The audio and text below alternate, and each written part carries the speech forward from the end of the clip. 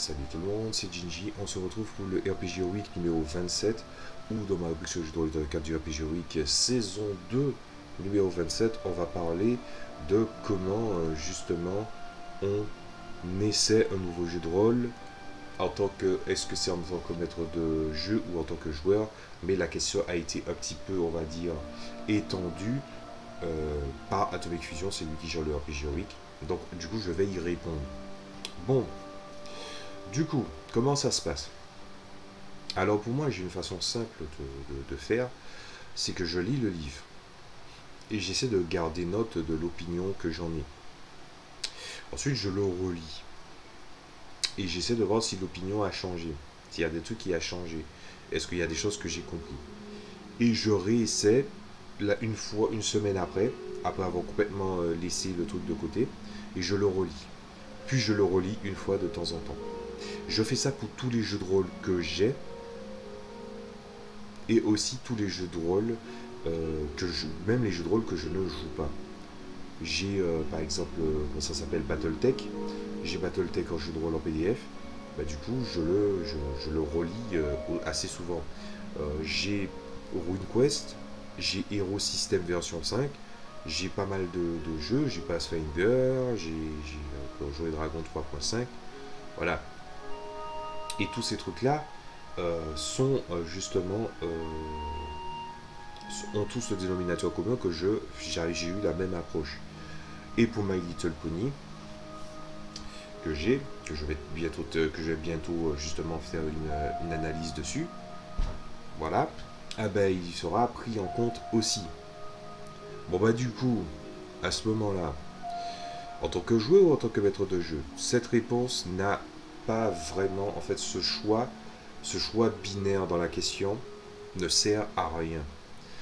Tu peux être joueur, maître de jeu ou PJMJ, comme la pratique que je fais, parce que la plupart du temps mes joueurs me disent oui, mais en fait ils veulent des fois une présence tangible de moi à la table.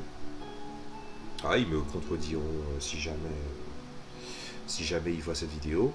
Ben, dans l'ensemble, une fois que ça a été fait, ben on va regarder quand même le truc en détail, mais il n'empêche qu'en fait on a des expériences très très différentes. On peut prendre le principe que il y a trois personnes à la table et que chaque personne plus ou moins a eu le livre. Donc vous êtes en train de discuter, il y a quelqu'un qui a été MJ et quelqu'un qui a été joueur et vous avez été PJMJ. Vous savez que vous ne pouvez pas avoir l'avis des deux autres.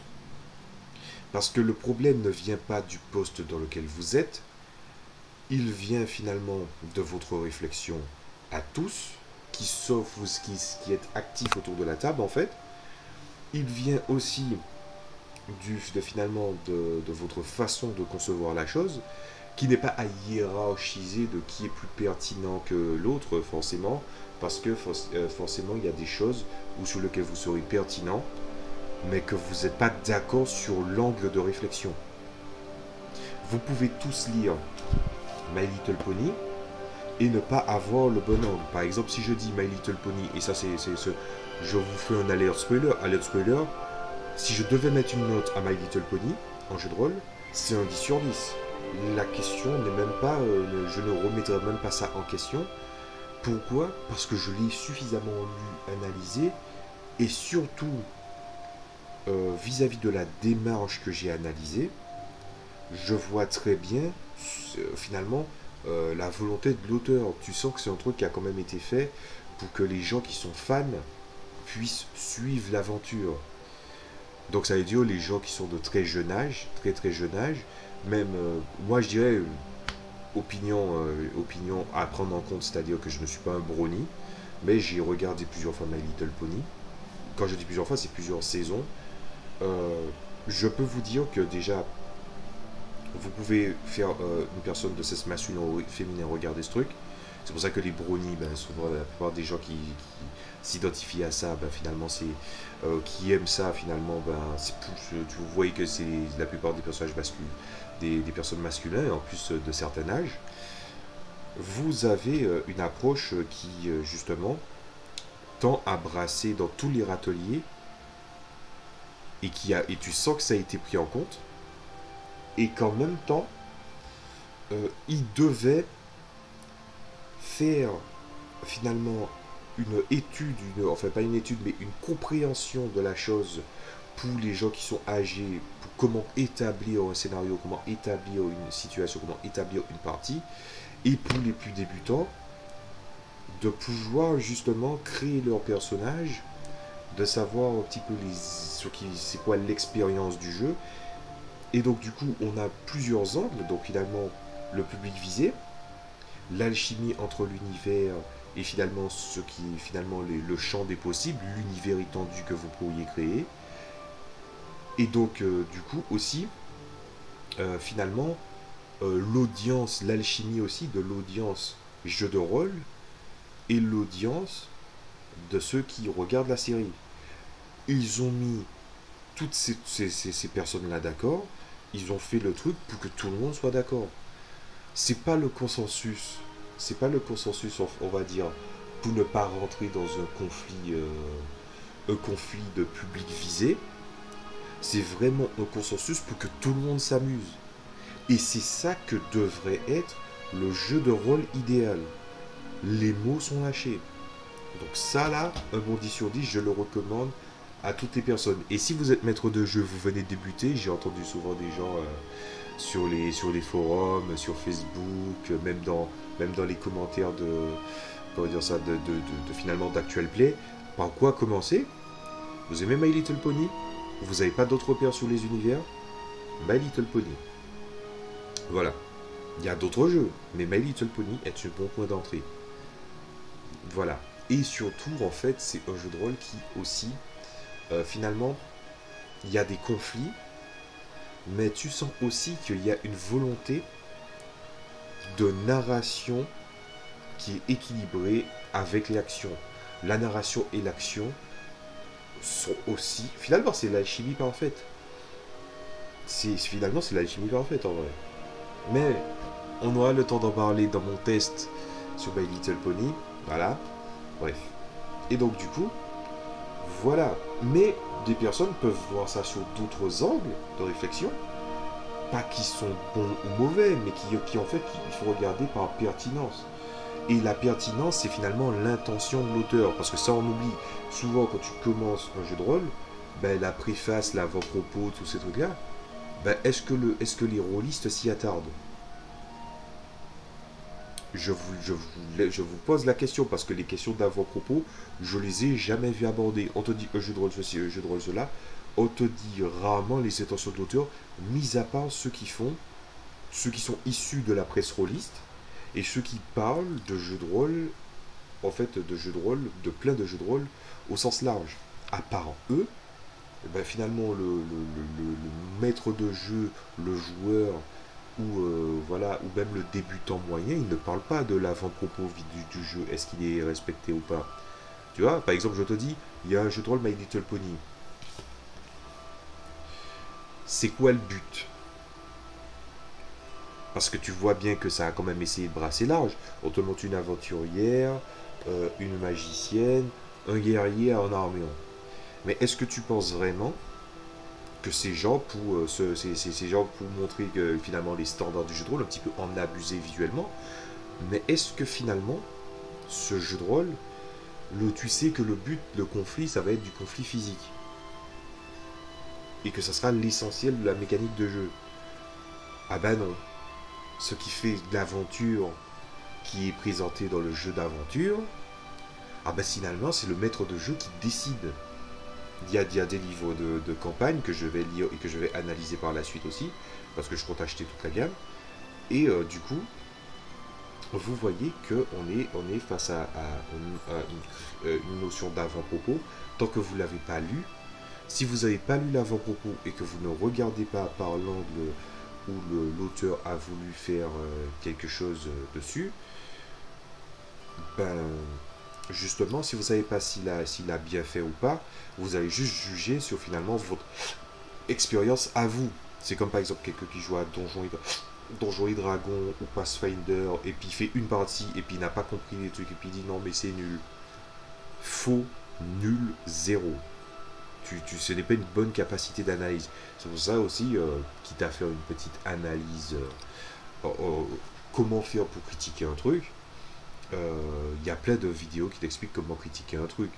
Mais moi, je te dis un truc, c'est que maintenant, à l'ère d'Internet, il y avait des personnes avant Internet qui étaient vraiment, on va dire, fans, très très fans de l'activité qu'ils pratiquaient. Et donc, du coup, on va dire, leur produit intellectuel permettait de guider les gens facilement. Maintenant, tout le monde a un avis sur tout. Ou tout le monde peut soumettre un avis sur tout. Et des fois même, hein, les gens qui sont issus d'une presse peuvent se baser sur l'avis commun d'une moyenne qui est plus ou moins chiffrée pour pouvoir dire un jeu est bon, un jeu est mauvais. On va pas parler du cas No Man's Sky, vous voyez très bien de quoi je parle en fait. Avec déjà, et d'ailleurs même pour, je suis désolé, mais même pour des gens disent qu'ils ont un problème avec l'art contemporain et la critique, donc je vais faire un petit détour là-dessus aussi, puisqu'on parle de critique. L'art contemporain, je vais pas vous mentir, je suis quelqu'un qui travaille de manière artistique, qui a des produits artistiques, qui essaie de faire des trucs. Oui, l'art contemporain, c'est une arnaque. Les gens disent, oh mon Dieu, mais comment tu vois. Je vous dis pas ça en tant que, oui, en tant qu'artiste, c'est que forcément, quand vous savez comment ça fonctionne, c'est fini. Les mecs, en fait, ils font du n'importe quoi. Tant que tu arrives à justifier ce n'importe quoi, si tu comprends pas, c'est que t'es un con et que tu n'as aucune sensibilité. Si tu comprends, tu es un idiot qui s'est fait avoir. Il y a des artistes contemporains qui a vraiment un discours là-dedans qui est structuré et en fait que tu peux retranscrire dans le récit. Ça peut être dans l'esthétisme, ça peut être dans l'approche, ça peut être dans le média, les matériaux utilisés. C'est comme les Africains, je crois que c'était au Cameroun, où il y a un mec qui recyclait des vieux fusils utilisés et il faisait des statuettes avec. Et tu vois que c'était des statuettes qui représentaient des personnages ou des gens, voilà, avec l'esthétique africain, mais des fois même des personnages torturés pour montrer finalement les affres de la guerre en Afrique. Et tu sais que c'est le propos, parce que le matériau, le médium et la figuration utilisée est cohérente. L'avant-propos et la préface d'un jeu se doit d'exister dans le livre de jeu de rôle, et que à ce moment-là, tu dois te baser quand même dans un de tes angles de réflexion pour pouvoir évaluer un jeu. C'est pour ça que je dis que ce n'est pas une question de maître de jeu, de joueur et de PJMJ. C'est en fait comment tu fais pour critiquer un jeu. Quelqu'un qui fait du Pathfinder et qui comprend même pas un broc des règles, le gars te dit j'aime pas ou bien que c'est trop long, c'est trop chiant, je suis désolé, son avis ne compte pas. Tu peux, en fait, il y a une différence entre essayer de, en fait, faire jouer un jeu en fonction de ce que tu en comprends, faire jouer un jeu by the book, et faire jouer un jeu en sachant que tu n'apprécies pas ou tu n'approuves pas certaines règles, et que tu les remanies. Et que du coup, c'est ton expérience grâce à ce jeu comme support, qui est son média. Il n'y a aucune expérience qui est, on va dire, mauvaise, mais partir du principe que tu as testé un jeu et que tu t'es arrêté à ta première impression et que tu penses que tu as vraiment tout retenu du jeu, bah c'est un gros zéro. Pathfinder, des gens diront ce qu'ils voudront, moi j'en ai rien à foutre, ça m'a pris 5 ans pour faire jouer Pathfinder.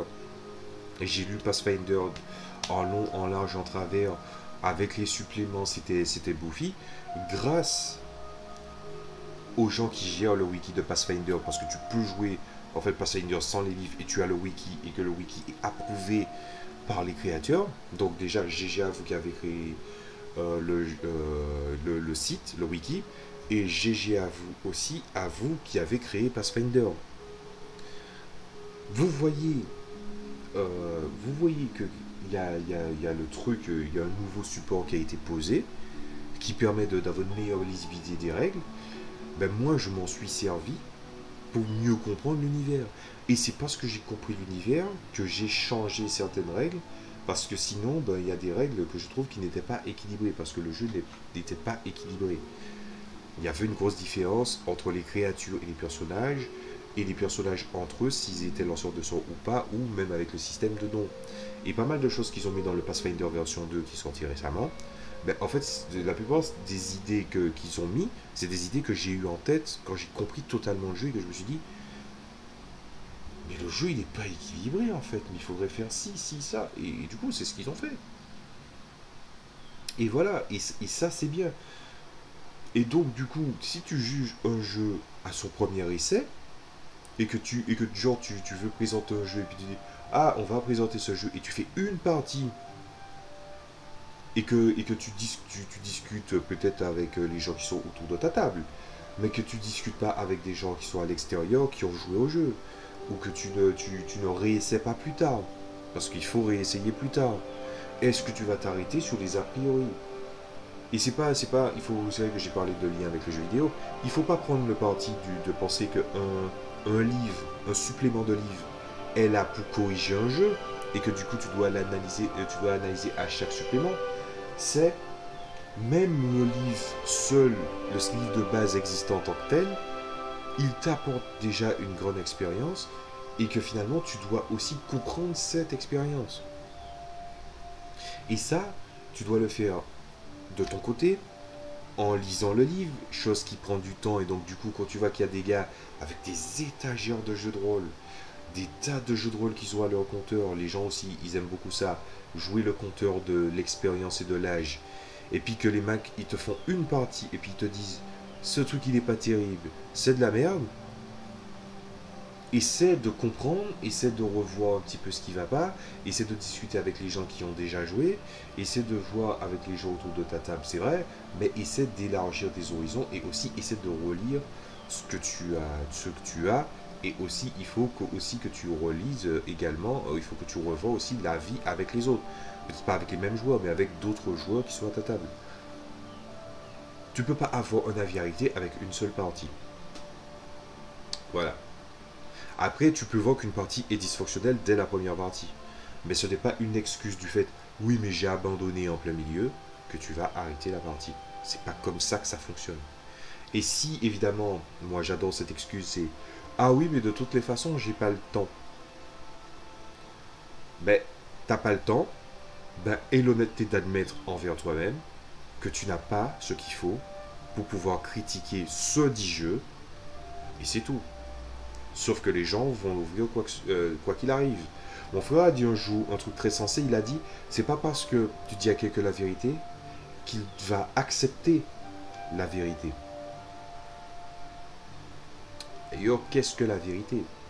Ben, la vérité, finalement, c'est souvent une question de contexte, sauf que trop préciser le contexte peut aussi, finalement, poser plus de problèmes à la définir.